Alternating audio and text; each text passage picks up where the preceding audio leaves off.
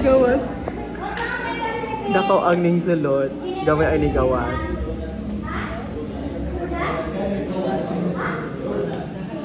Judas.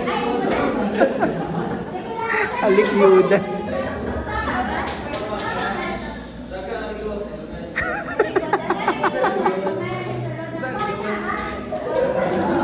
Ibang apelyedo.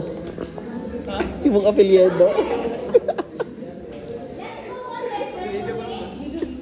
Inventory management refers to the process of ordering, storing, and using a company's inventory. So, kung inventory management class, na nasikalabutan sa pag-order, pag-store sa mga inventory, o pag-use sa mga inventory sa company. This includes the raw materials, the components, and also the finished products, as well as ang pag-warehousing and processing such items. So, this is a production of interdisciplinary processes. Kung mayroon tayong interdisciplinary class connected, nasa tanan, the ordering, the storing, the using of the raw materials.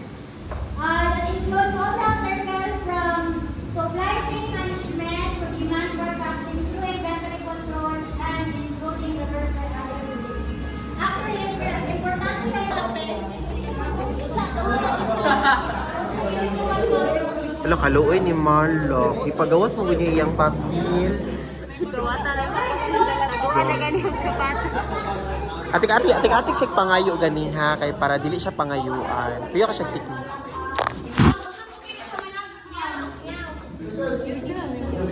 Enda? Ay, oo. Nice mo po. Wala pa. Uy, taga-ay ko red. Maluoy ka red. Red papel red. Ay, maluoy ka sa bayot nga tiguang red. Ayaw, anak na. Princess! Malot man na sila. Hawa mo ba?